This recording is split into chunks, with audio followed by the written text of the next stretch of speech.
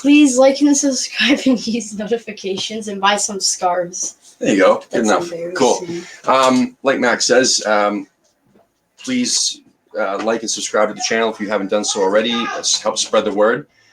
And we did get some of these beautiful, beautiful scarves in today. Actually, yesterday. Yesterday. And they are for sale on our website, which is AmericanHammersUS.tv.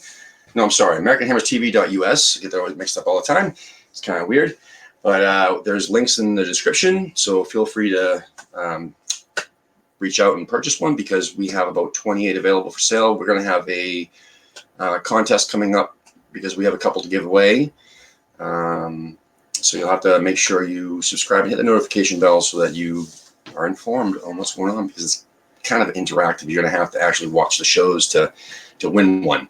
That said, we do have Neil in the chat room and Ray and Wally's in the chat room and he's here. Look at this, Wally, my co-host. I love doing these shows with Wally. And our special, thank you. And our special guest for the evening is Eric from Los Angeles. So what's going on, Eric? How you doing, buddy? I'm doing well. How about you guys? Great. We're doing great, man. We're doing awesome. You know, I love doing these shows because we get to actually meet a lot of cool West Ham supporters from all over the world, and we especially enjoy the our West Coast compatriots because there's a lot of supporters groups out there, and it's really nice to help showcase that and also the supporters out there. Just kind of prove that we're everywhere, which is kind of neat. So start us off. How did you become a Hammer? Gosh, I mean, so I used to play football once upon a time. I mean, I was brought up in the AYSO leagues over here in Southern California, and basically, I made a pretty decent name for myself as a keeper. Got to the point where I got selected to be part of the local traveling team, and right about that time is when my knees gave out. Went to an orthopedist. And he said, look, you can continue playing sports, but you're not going to be the same. So I just said, well, I guess that's it. That's, the end of the road here. And then from sports, I slowly migrated into a little bit of a punk phase and, decided to say, to hell with sports. I'm going to, be anti-jock and everything. And I continued for about, 10 years or so until I came to my wits. And finally, I'd say probably it was about 2012. My mate from Watford, who I went to high school with, asked me. He said, "Well, Eric, what club do you support in the Premier League?" And I didn't think anything of it. So I ended up looking around a little bit, and I knew right from the beginning I didn't want to be a supporter of anybody like a dynasty club, like the Yankees, from the MLB region. So obviously, United were out, Barcelona, Real Madrid, and oddly, well, I won't say oddly. I know a lot of people don't necessarily like to hear this from across the pond, but the name West Ham resonated with me from the Green Street movie, so I decided to look into them a little bit. And something that really stuck out with me was their blue collar values, and that really resonated with me as somebody who grew up in Southern California, who was not part of the upper class at all. I mean, I really before I got to my job here at a movie studio, I was working in construction. I was nailing hammering nails into 2x4s, and just really getting my hands dirty. I mean, I never had any kind of silver spoon, if you will, handed to me. So I decided these guys have a club mentality that really parallels mine during my upbringing, and I decided to follow them. This is right at about the time when they were promoted. This most recent promotion in 2012, when they played Blackpool at Wembley. Yeah. And so I followed some of the news, and I was fired up. I mean, looking at the supporters, looking at everything that West Ham was all about. It sold me. So I started to follow them right there at 2012, 2013, back in the Premier League. And slowly but surely, I just became, rock solid being an Iron. And it just so happened as well. I mean, right at that time is when they earned their premiership. Yep. At that time, I wasn't doing so hot, as kind of like living like a paycheck to paycheck lifestyle, and just was eating ramen, the microwavable ramen, all Nothing that wrong stuff. with ramen, man. Nothing wrong with it at all. It's delicious and nutritious for 99 cents. Oh, yeah. But and ended up just kind of going through the shit a little bit. And as I was going through it, West Ham was kind of finding their footing in the Premier League, and slowly but surely, after a couple of years, they started to get a little bit, started to climb up the table a little bit. And as that happened, my success in life started to come about too. So it just seems like it was just meant to be, like just a fruitful relationship, if you will, between a club and supporter. And hopefully with this year, under the second year helm of Pellegrini, we can really fight for something. I mean, I know that this most recent cup run was not ideal, but hey, we're doing better than the other half of the London clubs in the league. So there's got to be other plans. You know what I mean? You're right. You hit that on the head, actually. The cup run's a cup run. I mean, we as supporters would love a cup run, but at the same time, there's just got to be something else in Pellegrini's mind. That he really wants to, make a shot at top 6, top 4, top something. Yeah, absolutely. Or maybe even the FA Cup. Make an FA Cup run. That would be nice too.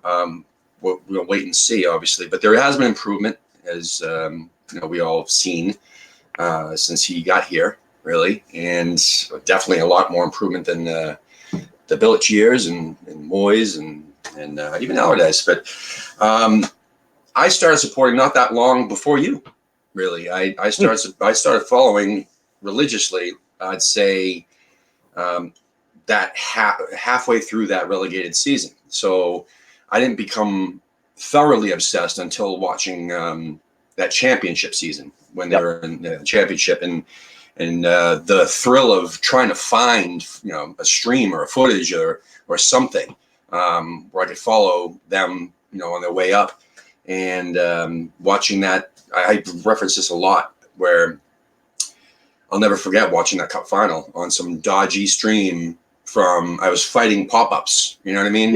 Trying to watch that, and it wasn't the most thrilling match, but the ending, there was nothing, that feeling when we won that match, when Vastey scored that goal, there was nothing like that since, for me, even. That was something that I'll never forget, and I'm grateful for. Much like City supporters will have that Aguero goal, at the last minute to win the league. I mean, that was, pretty much close enough to, us being West Ham supporters, to winning that sort of achievement. Mm-hmm. Definitely. And Wally, I mean, you've said this before as well. You've known of the club for quite a while, but you've been following them religiously since when?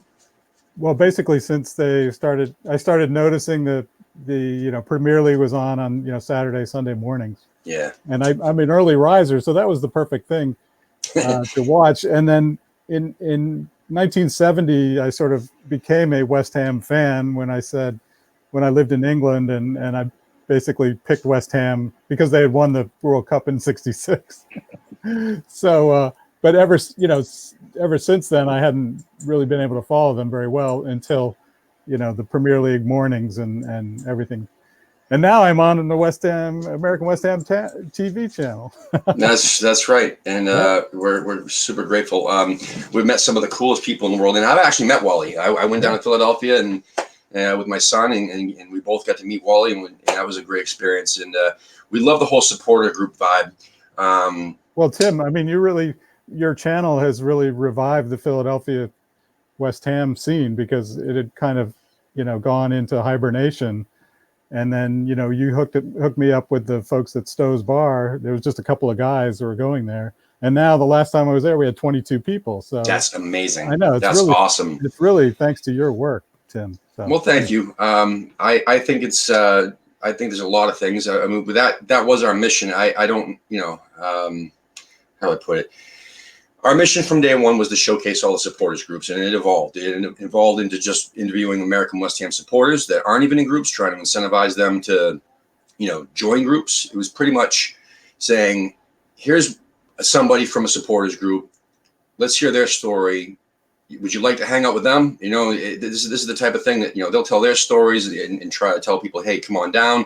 If there isn't a supporters group in someone's area, hey, try to start one of your own. Try to, like I said, you know, motivate people to do that. That was the main mission. But then it evolved into interviewing everybody from all over the world. We've actually, the guy that's in the chat room right now, Neil, from South Australia, he watches our shows religiously, and we've interviewed him. We've interviewed Ray Borum, who's a hammer from Liverpool. You know, it's just trying to show that, you know, it's a global thing now. You know, it really is. And so, Eric, how many different supporters groups have you been to? Have you actually, because it looks to me that there's a lot in the LA area. Yeah, I mean, you know, one thing, I mean, and I'm sure it's this way around a lot of big metropolitan areas, you know, New York and Chicago area, but LA County itself is quite vast. So, I mean, you think about Los Angeles, probably people only think about downtown LA, you know, maybe little, you know, Hollywood area, but it's quite expansive. So, you know, I've been to locally too. But I've actually met up with some of the Seattle Hammers. Ooh, cool. I've met, right on. yeah. That was actually that was great. That was the only time that I've actually seen West Ham was when they had the friendly up in Seattle against the Sounders. Oh, right on. You did that. Awesome. Yeah, cool. yeah.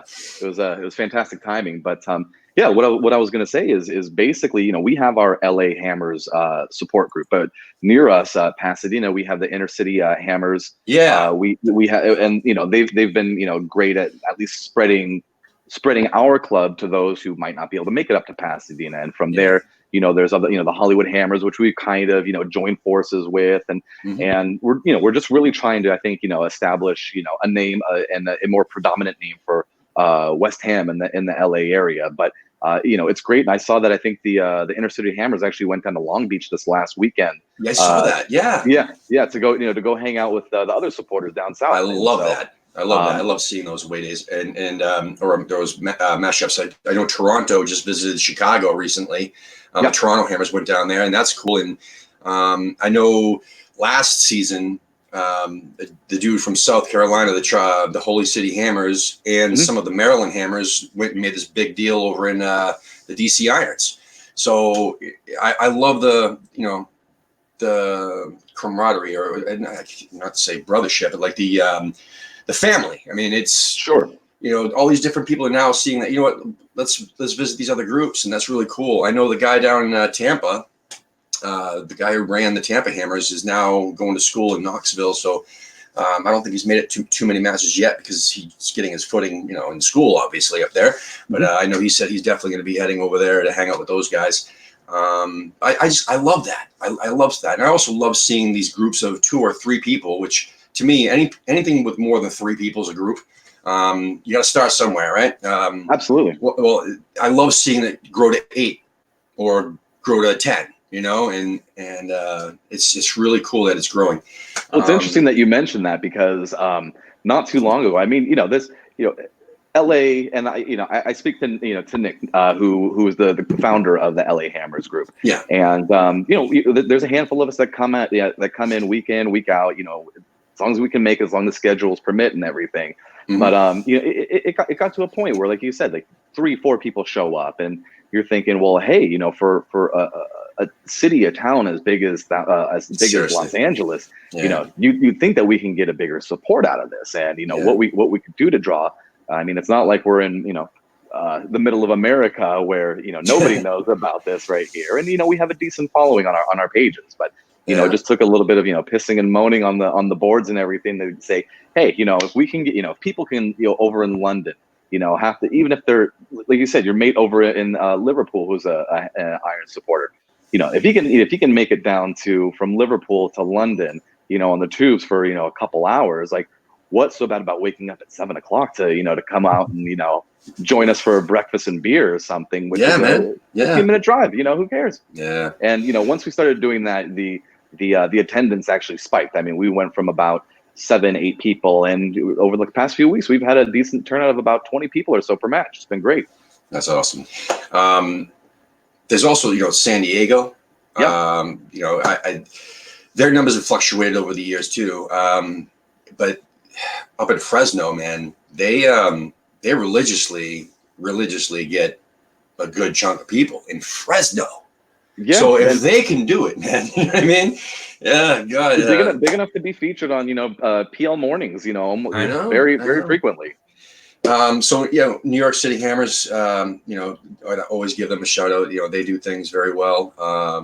And there's, some groups actually take it seriously. So there's also some groups that just, they're not out there to recruit or whatnot, but there are some groups that are out there really trying hard to drive the numbers in. And it's more so there's no reason why they're doing it other than, they just want more people to hang out with that they can share something with, which is, Sure. West Ham, and that's awesome. Like Dallas is one of the biggest groups in the country and on a regular basis. And, they do things very well.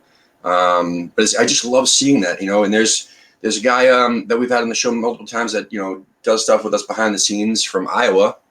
And, he gets, sometimes 3 people, sometimes 6. And they top out at that. But you know what? That's why we're here. That's to help show that they're there, so that maybe more people. There's got to be more people there, and that was the whole thing that drove me to, assist. Who was it? It was Katie and Mark down in Philadelphia, because Philadelphia is a massive city, and you're telling me that there was for a while there was no group, there was no official group. I'm like, that can't be, man, because there's got to be more supporters than that. When we had the Fan Fest here last year in Boston, there was over 100 people with the shirts with West Ham. I'm telling you. I mean, it's not even an exaggeration. There was about 40 of us inside, that made it inside the bar.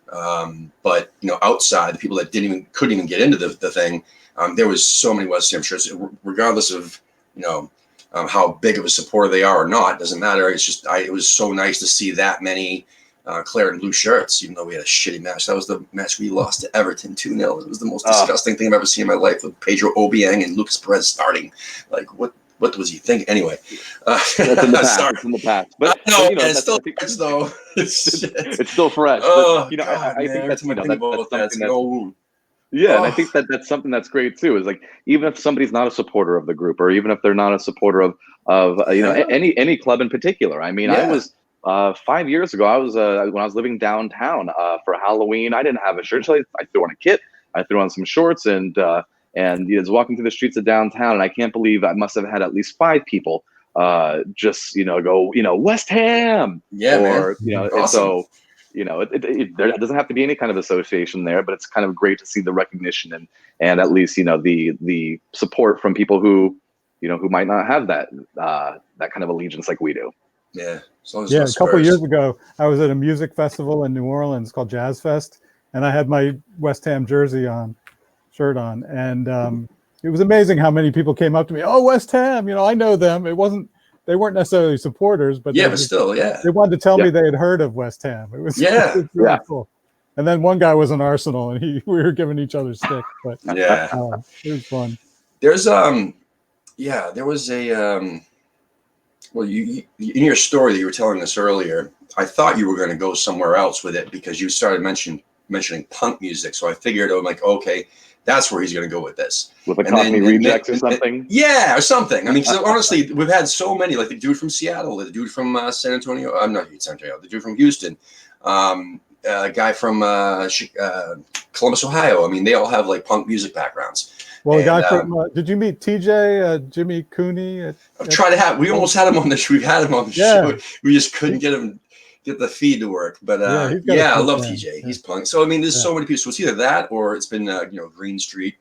But yeah, you came up with the Green Street thing, and or at least that's what made you kind of like aware of the club, right? It wasn't necessarily the reason, but that comes up a lot more than often. And hey, it doesn't really matter how you found the club or how the club found you. It's that that you're here, and that's what matters most. Yeah. So do you get up for the early matches there, 4:30 a.m.? Yeah, so I happen to live a little further than most out here. Okay. I live about 25 miles north of Los Angeles. So I have one of the longer drives out of the group, but I try to make it out as much as I can. I have a I was telling you, Wally, I have a 1-year-old daughter, and so sometimes schedules don't permit, or if it's a late night with her, sorry, but I'm going to be watching from the couch. I'm going to be an armchair supporter today, but that's way easier. But no, I mean, I was out there for the first match against City at 4:30 in the morning. Wow. At the time we were sharing a pub with the City supporters, so it was a nice little gathering. I mean, albeit 6 Hammers supporters and then about 25 citizens, but it was good. Outcome aside, it was it was fun, and I think the more that people see, well, people can make it out at 4:30 in the morning. Maybe I can make it out at 7, or maybe I can take a break during lunch and go watch a Monday match at noon. So but I mean 25 miles again at 7 o'clock in the morning. It's nothing. You catch the 405 over here at any other time of the day on the week. Forget it. I did that. I didn't do it that early. I think the earliest match I've ever been to was it was the 2013-14 season. My cousin's a Fulham supporter, which is bizarre. I don't understand. And West Ham was playing Fulham, so I'm like, you know what? Let's go to meet up at one of the soccer pubs in Boston, because at that time I had no idea there was such a thing as supporters groups. Didn't even know what it was. Yeah. And he picked this one place. It ended up being like a Liverpool bar, but that's besides the point. We got there, and it says they're listed on NBC Sports or whatever it was website as a soccer bar. That's why we picked it, and I think it was 7:30 kickoff or something like that. And we got there at 7, and 7:30 rolls around. And the doors were still locked. We're like knocking on the door trying to get in, and we missed like the first 15 minutes. But I think that was the earliest I've ever gone. And Boston for me is, like you said, probably about it's about a half an hour drive, I'd say. Depending, but that's with no traffic. Sure. And in New England, there is no direct way anywhere. So, and the roads are so shitty that there's always traffic, and even at 7 o'clock in the morning on a weekend. It's just the way it is. It sucks. But yeah, man, that was an experience. But anyway, we've been to Lee, my original co-host, and I have we've been to Boston, or I guess Dorchester, which is a suburb of Boston where the Boston Hammers hang out. And it wasn't that bad a drive that one time that we went there. And it's just Boston's such a trek for us. So we've been discussing starting something up here, because we know, both of us, me and Lee, know people that live north of us, we live close to the border of New Hampshire. We're thinking about starting something up closer, there, because there are supporters. Little pinwheel group or something. That's what I'm saying. Because exactly, like an inner city of Hammers of LA or something, like that type of deal. Yep. Because there's one of the largest city in New Hampshire is called Manchester, unfortunately. It's like about the same distance, but a much shorter drive. And I'm telling you, it's just like you wouldn't think there's any West Ham supporters in Iowa or Mississippi. And our good friend Alex is from Mississippi, and we've had somebody else on from Mississippi the other night. I mean, it's New Hampshire. There are fans there as well, and we also have somebody in our group from Maine, which is awesome. You know what I mean? Yeah, you never think that, you know what I mean? So they're everywhere. You just got to try to unearth them, that's all. Well, that's just getting the Hammers imprint out there. I mean, if it's, if it means starting another group, 25 minutes away or 20 minutes away, that, that can further expand, the club and everything. I mean, I think that's brilliant as well. Yeah. Just got to make sure that I don't sign myself up to coach my kids' soccer for the next season. Because and same thing with Lee, man. Our Saturday mornings are gone, until the season's over. But anyway, so it's about 25 minutes in. Let's check in with the chat room. I've seen that we've got quite a few more people in here, which is kind of neat. Do you have 2 chat rooms going? I saw you. Do you have the Facebook? I saw you putting some messages that looked like they were from Facebook. Were they? Oh, I guess so. Okay, yeah. Yeah, the Ghana. It's new to me, man, because this whole Okay. streaming live on Facebook thing as Yeah, well. I saw you posted. Gary, yeah, man. We were just talking about Gary. That Gary Parrish is from South Carolina, Charleston, South Carolina. That's the guy who runs that group, Holy City Hammers. We were just talking about him. He must be on Facebook because I don't see him. No, that's a Facebook logo. Yeah, you're right. Yeah, that's a cool. Facebook one. Yeah, well, and with there's this new someone technology, we're all excited. There's someone from Ghana. Yeah, I saw the Ghana. Wow. Yeah, someone watching from Ghana. We got Tom Lonergan who's in here. We got Gabe. I love seeing Gabe. That was actually Wally's first show, Eric, when we had we interviewed Gabe and Wally, because they literally were in our chat room for almost every one of our episodes. Oh, brilliant! For the longest time, we said, you know what, let's get them on the show. Might as well, because they're here all the time.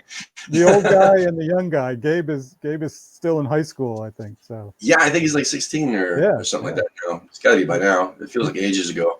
Yeah, we got John Nolan, who's our good friend, who does Friday Night Likes, our new show that we got going on, which is kind of like a around the horn. But yeah, it's called Friday Night Likes, and it's really cool. And I enjoyed it. Yeah, it was fun. Instead of giving points to the the people, he gives them likes with a bear claw. I want to get that on a T-shirt. Oh, cool. It looks like Ken McGuire's in here. That's Lee's good friend, who's up in Goffstown, New Hampshire, which actually he's one of the reasons why we were thinking about doing a group closer to New Hampshire. It looks like we also have, there was somebody else who popped in here that I may have missed. But anyway, thank you all for tuning in, and for everyone who's watching live on Facebook and YouTube. This is kind of new for us since StreamYard thankfully told us that we could broadcast simultaneously. If you're watching on Facebook, could you do us a favor though, and watch either the replay or something like that on YouTube, and click the subscribe button, because I don't know how often we're going to be doing this on Facebook, but we definitely need the subscribers. As soon as we hit 1,000, which I think we're at 873 right now, as soon as we hit 1,000, we're going to be doing some giveaways, which is going to be kind of cool. Like, might give away one of our scarves and maybe a T-shirt and one of these fancy drinkware design mugs with our logo on it. So that would be kind of cool. And what else we got going on here? I think we'll just head on into the Hammers polls for a little bit, get some opinions going on from the lot of us. Let me just pull up the screen share here. All right, it looks like first question was posted 4 hours ago. It's got 111 votes already. So thank you, Hammers Polls, for letting us, share your polls online. It's would Allaire benefit from playing with a strike partner? What do you think, Eric? As great as he's been for the first several games of the season, I think we could use maybe a little extra firepower up there. If not, he's a big guy. He can hold the ball well. We saw that. He's great with his feet too. But especially with some of the injuries that have come up. With Mikhail Antonio and a lot of these players who are going out on international duty. I think we could definitely benefit from a strike partner. If not, somebody who could provide some relief, because between Allaire and Ayeti, those are our two striking options right now. And I think we could, absolutely, we could definitely use somebody to play alongside him, much like Carroll, I think, needed somebody when he was up top. And Chicha too. So I don't think that there's anything wrong with adding another, playing two up top simultaneously, especially against teams that we can attack a little bit more against. Wally, what do you think? Yeah, I would answer yes to this. There's a lot of times where I see, Fredericks blazing down the wing, and he's crossing it in. You had to do that. Continue. Well, anyway, blaze on. Crosses are coming in, whether from Fredericks or Cresswell or Masiwa, and it's just Allaire is the only one in the box, and sometimes they just can't find him, basically. So I think a second presence in the box would help. But So yes, I would answer yes. Yeah, you know what they should do? They should actually put a right back that actually can play right back in right back, and then take Fredericks and put him up as a second striker. I think I don't know. Eric, that can be in your FIFA Ultimate Team, I think. right. there you go. Yeah, in case you don't know, Eric, or haven't realized already, I'm not the biggest Fredericks fan, but anyway, that's another story for another time. We like to throw in Fredericks when we can. You know? Yeah, so Wally and Gabe, and especially Wally and Gabe, they like to get me riled up, get me on a rant, and they know that's one of my touchy subjects. So, no, I would say absolutely, because that's how. Okay, his success that he had at Eintracht, Frankfurt, that was a multi-striker type. It was almost like a 4-3-3 almost.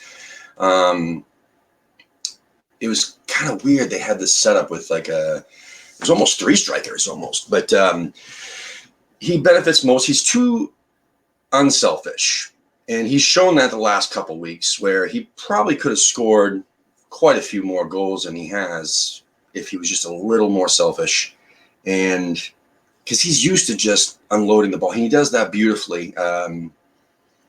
He's a just amazing passer. He's got amazing awareness, and he's a deadly striker. I just wish he'd shoot more. But by himself, unless he becomes more selfish, I think we could benefit from somebody else up there that's not afraid to shoot. Even Yarmolenko. I mean, Yarmolenko has got a deadly left foot, and I would love to see him a little, closer, like in the box to shoot, especially when Antonio comes back. Antonio needs somewhere to go, and Yarmolenko, I would not bench him for Antonio, so slide him over.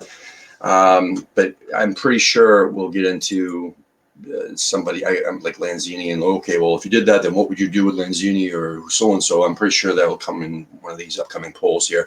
But yeah, no, I would say yes. Let's see what everybody else thought. So at least a couple of us said yes. 77% said yes. That's out of 112 votes. It's only 4 hours ago, so yeah, usually these things get like 600, 700 plus, votes. Still, a lot of people think, yeah, he would benefit, but that doesn't mean we're saying we have to do it, right? I mean, we've been working without a second striker, so yeah. All like right, I mentioned before too. I mean, fatigue. By the time we get to January, February, fatigue is going to set in with some of these players going at international duty too. So a decent backup that that could be. I'm not saying anything about Ayeti, but who could be a bit more of a prominent role. Yeah, I'm dying to see Ayeti actually perform or play in a I don't know. Like, I would love to see him start. I really would, because in a Premier League match, start in a Premier League match, because I think he will surprise a lot of us. I mean, there's a lot of us that are already slagging him off, saying he hasn't done shit in the cups and he didn't really do much off the bench. So what's he gonna do? He's not as good as everybody thought he was. But I think he is. I do. I just I don't know. I guess it's a matter of who's around him and where exactly he's playing. I don't know. I'm just reading the comments real quick. I gotta stay away from the comments. Andrew Bays, what's going on, man? We got to get you on the show, dude. So message me back and let's schedule something. I think, yeah, I think I've been going back and forth with you about scheduling. Anyway, the next one is not that one. It's this one. So when Antonio, there we go. So when Antonio is fit again, does he come straight back into the first team? And if so, in place of who? Let's start with Eric again. It is a tough one because Yarmo has been really performing over these past few weeks, and it's it's really hard to see until he in knock on wood hits a hits a little bit of a rut how Antonio could get in there. But I mean, Antonio does provide a lot of pace on the wings, and maybe he can be that attacking force up front with Allaire. playing a 2 up top. But I think Antonio has his hits and misses. I would curse his name at times, thinking that he was a flash in the pan. Once he got called up to England, that's kind of when he plateaued. But I mean, again, he's an absolute beast. He's got the muscle, he's got the speed. He's got and when he's not blasting it in row Z, he can jump. He's got that head to show it too. So. I think easing him back in and seeing what can happen. But I think a lot of our winger options are going to be a tough pick for Pellegrini here in the next several months once we get some players back from loan and once we get players fit again. Yeah, definitely. Wally, what do you think? Yeah, I think it'd be tough for him to come right back into the squad. I mean, because he tends to be a little rusty at first when he comes in, and it does take some time to hone his skills a bit. So I think it'll be tough. On the other hand, I think Yarmolenko is doing international duty. So he is going to be, if he doesn't get injured, which I hope not, he may be, pretty worn out by the time Antonio comes back. So it may be actually a good thing for Antonio to start then, just to give Yarmolenko some rest. But I would say, I would vote on this one. No, I don't think he comes straight in. I think he does, I don't want him to.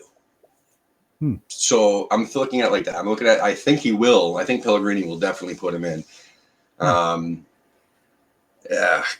He has a tendency of rushing people back, if you know what I'm saying. Like throwing them in there, even though they've been training with the team, doesn't mean they've actually been getting match minutes.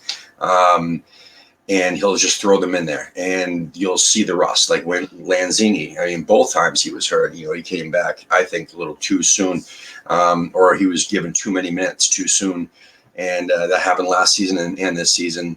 So I think that Pellegrini has a tendency to do that with the players, and I don't think Antonio should play like more than a half when he comes straight back, or at least come off the bench a couple times. But I don't see Pellegrini doing that. I see him, just starting right away because, like you said, Wally, I think Yarmo will probably either A, like you said, be exhausted, or B, he's the most likely candidate of getting hurt, right? Out of everybody. So, I don't know. Let's say the chat room. Nobody. They're all saying hello to each other, I guess. So PJ just popped in, so everybody's saying hello. Thomas does say if Yarmolenko's form continues, Antonio will have to return to his super sub role, and I like that. It's funny. So, speaking of super subs, was supposed to have a show last night. Unfortunately, I came out of work. I work about 45 minutes from my house. I came back into town and saw that there was no power in the whole town, the whole city of Lowell. So I couldn't do the show last night, which was the top 10 show based on the top 10, not super subs, but the best substitute goals since we came back into the Premier League 2012-2013 season. I did the research. I looked back and marked down, every single one of those goals that came off the bench, and then watched some of the videos. Are there even 10 of them? Oh my God, yeah. Well, within the first, well, yeah, definitely. I was getting kind of worried because the 12-13 season, there was, I think, 3.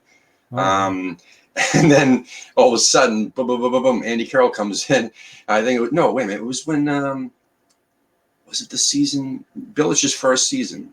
Yeah, it was Billich's first season. He had Andy Carroll. Well, Billich never played anybody the right way. So he had Andy Carroll had like 4 or 5 bench goals in one season. What surprised me was Mo Maega. I think in it was probably his total goals scored with the club. I think we're all off the bench because I kept seeing his name, popping up as a substitute scoring a goal. But anyway, long story short, sorry, people. We're going to be doing that one on Monday. Cool.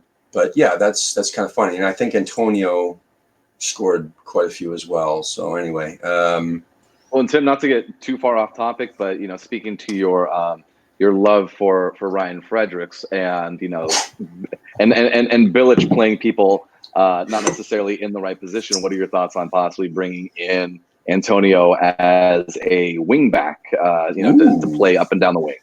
I would love that, but I don't think Pellegrini would do that. That's the problem. So I would love that, but I don't think Pellegrini would do that. And Masuaku would make a good left wing back too. Dude, that would be sick. Yeah. Dude, yeah, I like that. But you know what? I can't get too excited because no, that wouldn't happen. But the moment he gets smoked on the wing and can't defend, then we're going to be cursing his name. We'll ask for Crest to come back in. He can foul good though. He can bury someone into the pitch. There's nobody. He's a beast. Yeah, I love it. Anyway, that's it. That's all he is though. But anyway, I don't want to get into a rant. Thanks, guys. I know what you're trying to do here.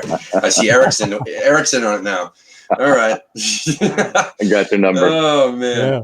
All right. So yeah, what the poll people say? Tony said again.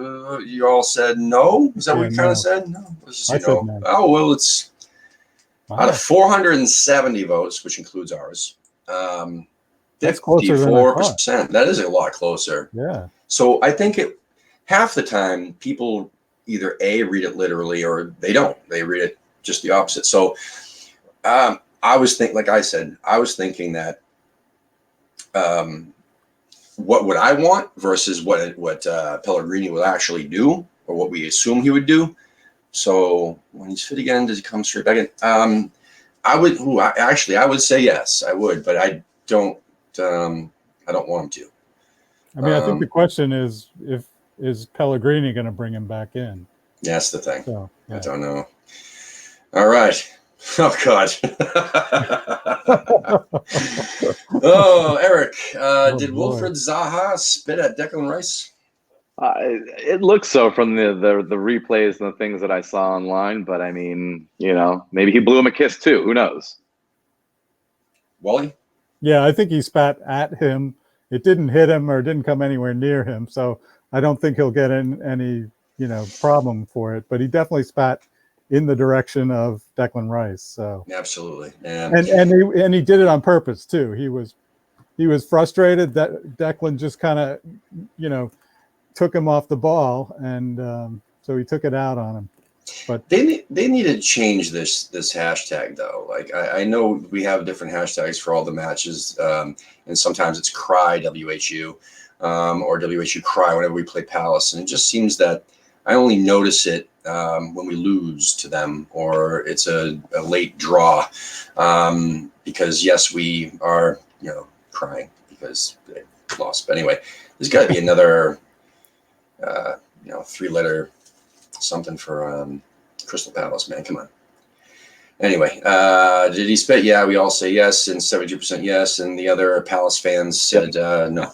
28%. That's 541 votes. That's a good one. That was 18 hours ago, though. Oh God, what is this? God, somebody already slugged it. Lee. Oh man. So, question from Squawka, at Squawka. Who would you rather have a night out with? I'm assuming Buddy's night out. Mark Noble or Aaron Cresswell? We already see the answer, but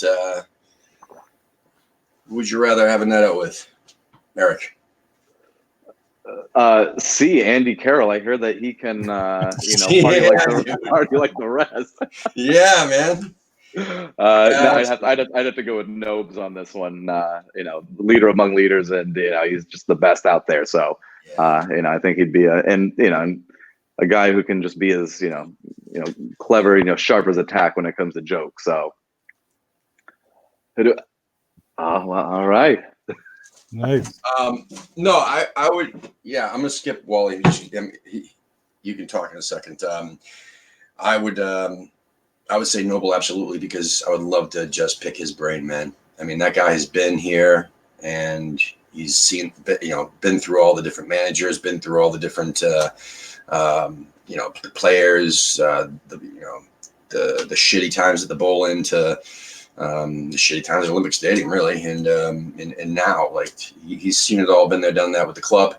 There'll be no better conversation, really, than with Mark Noble, because I can't stand a Scouse accent, man. I really can't. I can't.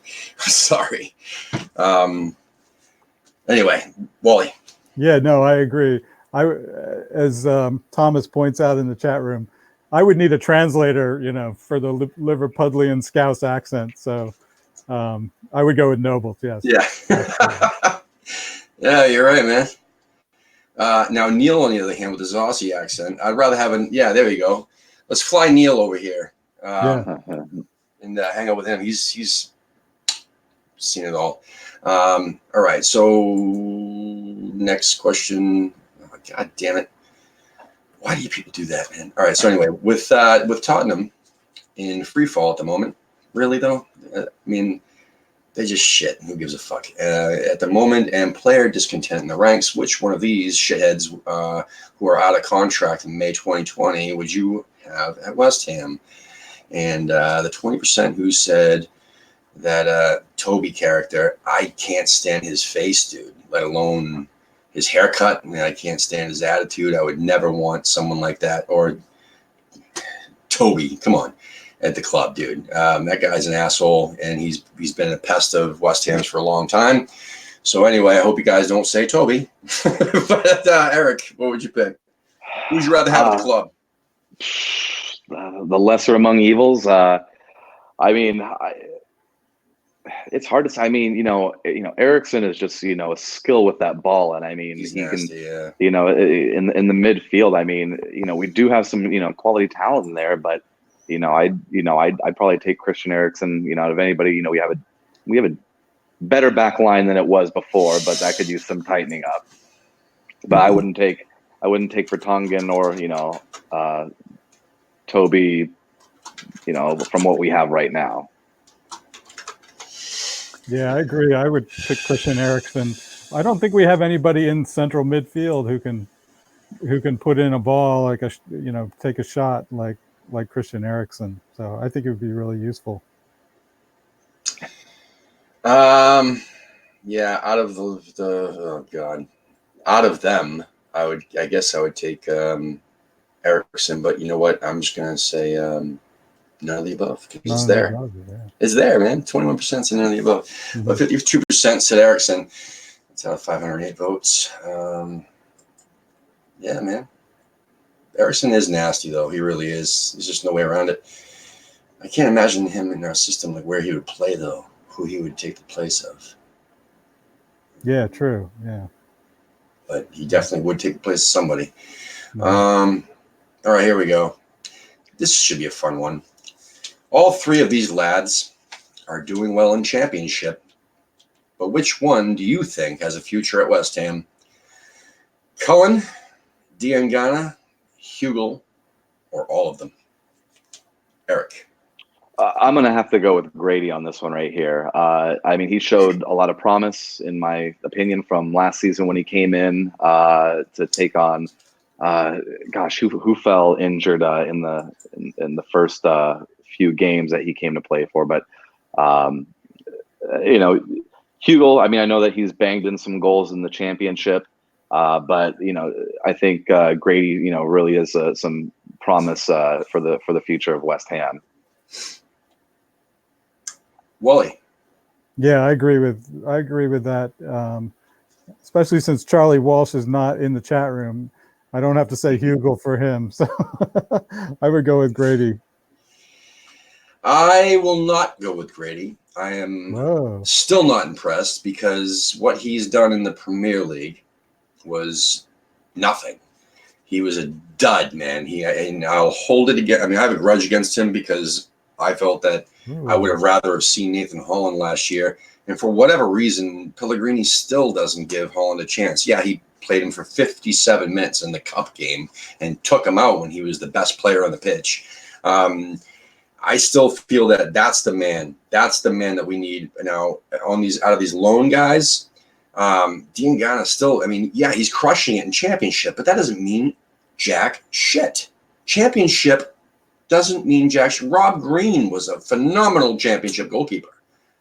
And then you saw what he did at QPR, and he was the third string at Chelsea and so on at the end of his career.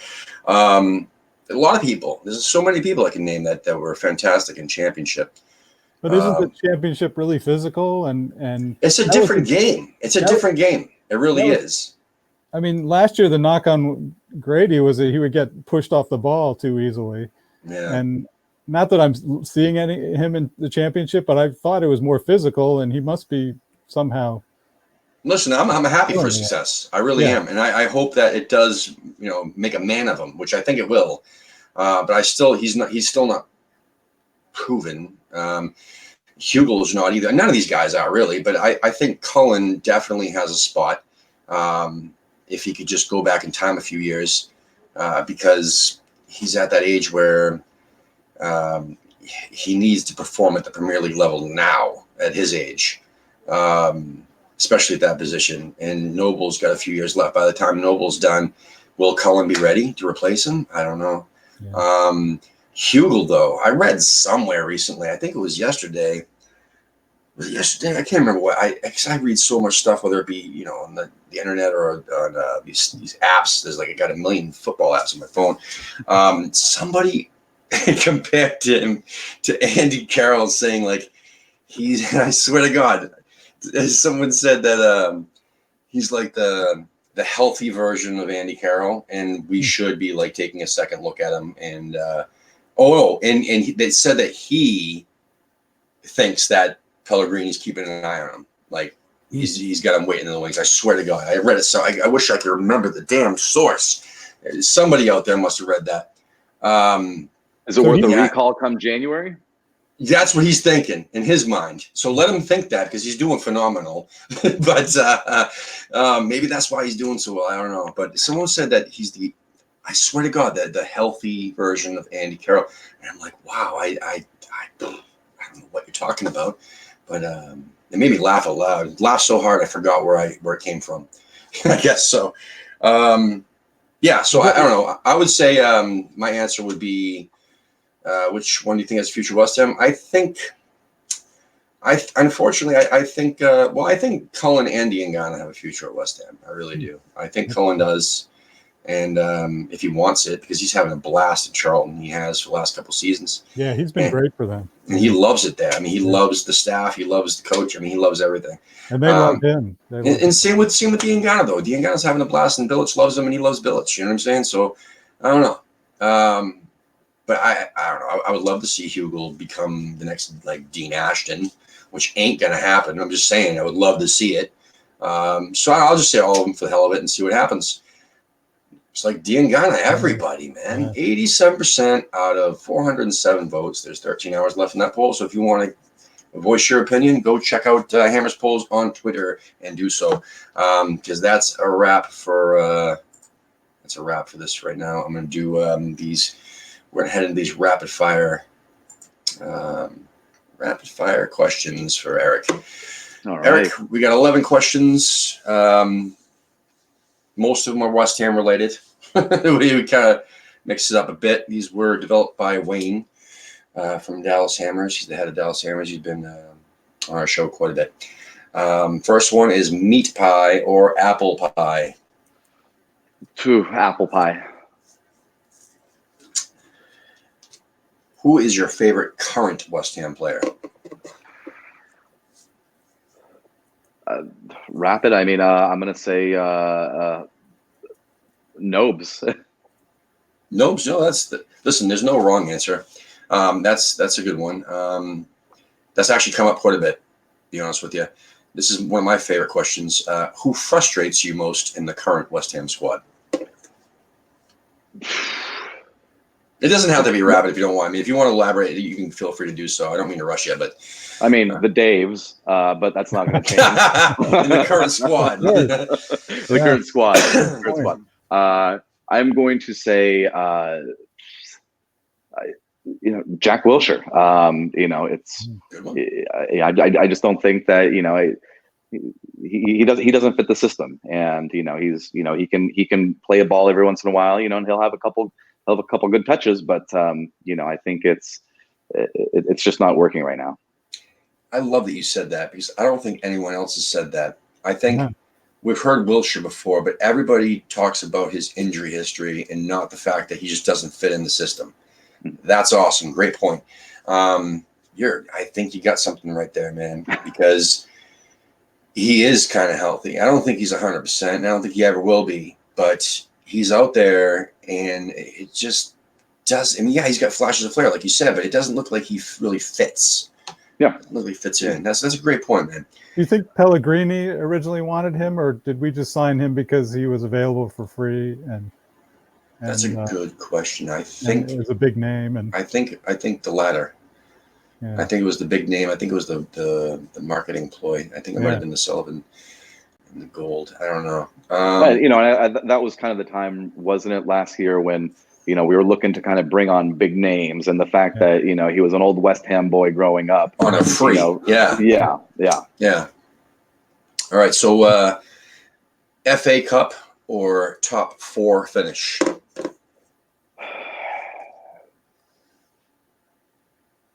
I'm going to go for a cup run. Cup run. You know, given what's going on right now in the top half of the table, it's very unpredictable, and I'm not saying that, you know, we can't finish top 4, but you know, a lot of competition. I like to see, like you said before, I like to see some of these youngsters come through and, you know, maybe prove themselves in a cup run and at least, you know, challenge for some silverware, especially given the fact that you know, United and Arsenal and obviously Tottenham are not spectacular. I mean, they're shit right now. Yeah.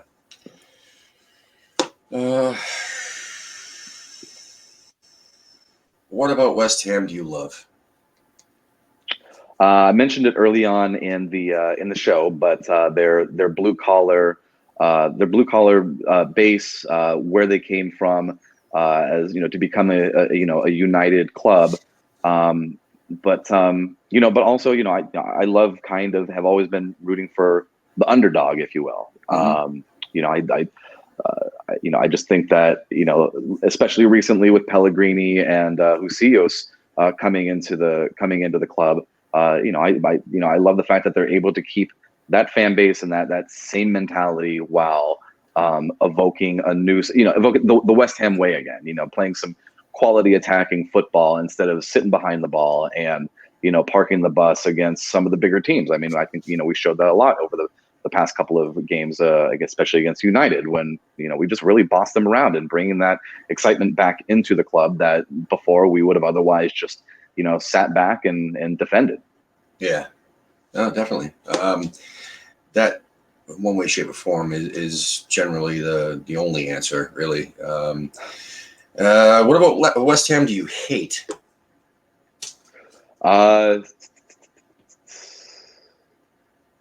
That I don't get to see him as much as I would like, but that's come up. But you know, I will say for I guess, but it's changed in the last year with the appointment of Pellegrini.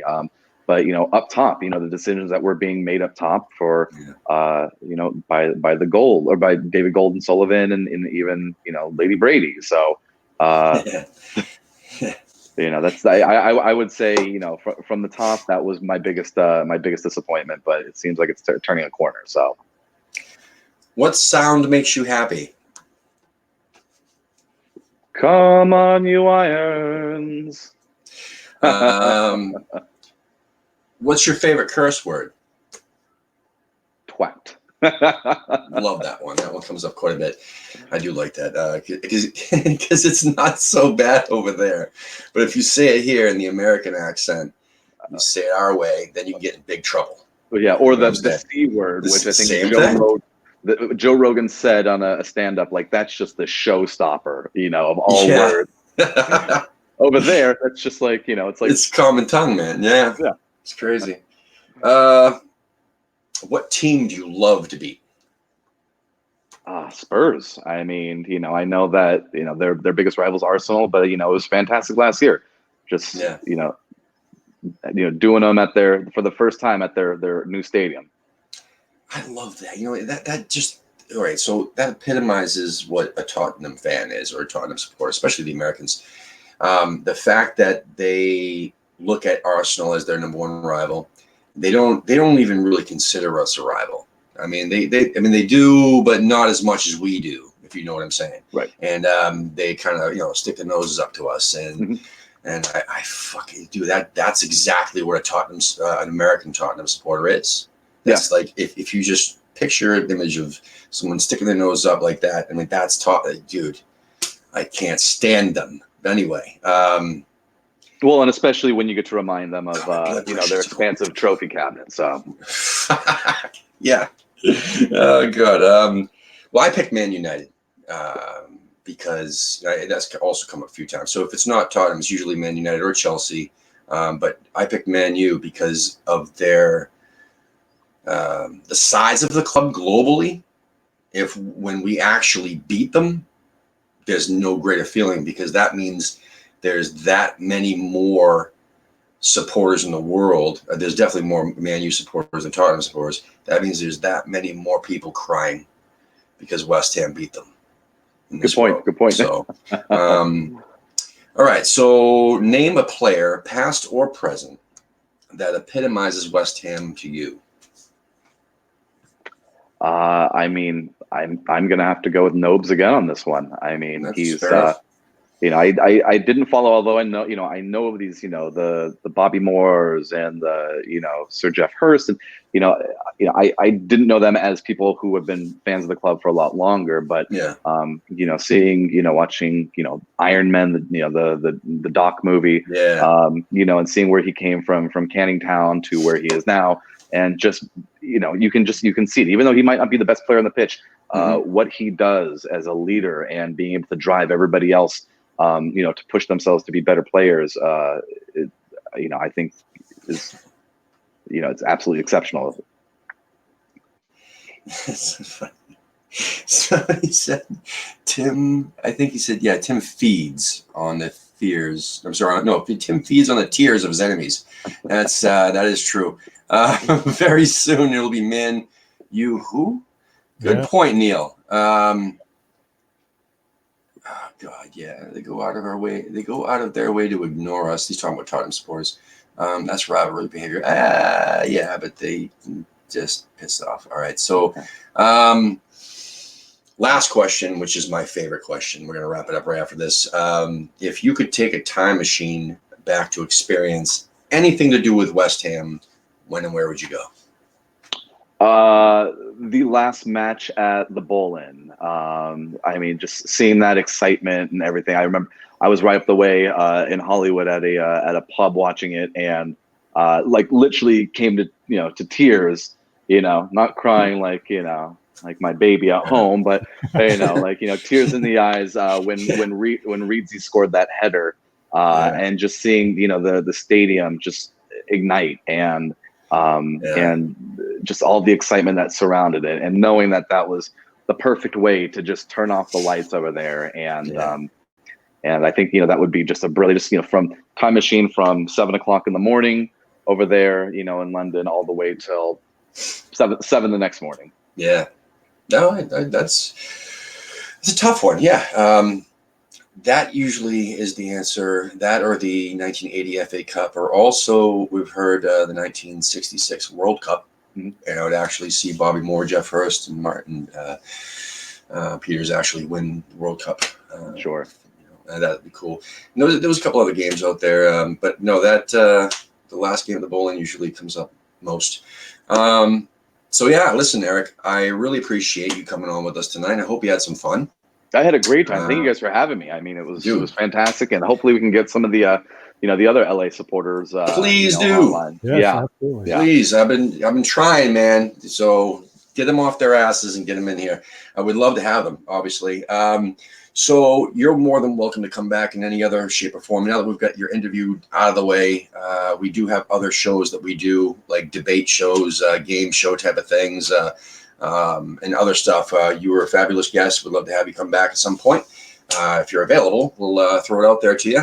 Yeah, we'd love to have you guys. And I'm just like you guys. I'm sure I oversee the social media handles for the LA supporter group. So it's been Cool. brilliant to, people can, follow Los Angeles Hammers on Instagram, and, there's Facebook and everything, but, we've had a good showing of people who've come out from Holiday from across the pond to come join us. So, Cool. we update with match information, we update all that fun stuff. So who wouldn't want to go to LA, man? Come on. Yeah. Hey, Come on. I love the sunshine and palm trees. You wake 70 up and every day. sunny in December. God, I love it. And Eric, Yes. if you Damn come New to England. Philadelphia, look us up. For a Absolutely. game. I'll give you a shout. I'll give you a shout Absolutely. afterwards, because heading over there in a month. Awesome. All Yeah. right. Real be quick great. before we get off, I just got to mention that we do still have these shirts for sale. The ones that say American Hammers TV around the logo and West. You can't really see that, but it says West Ham United Supporters over land and sea.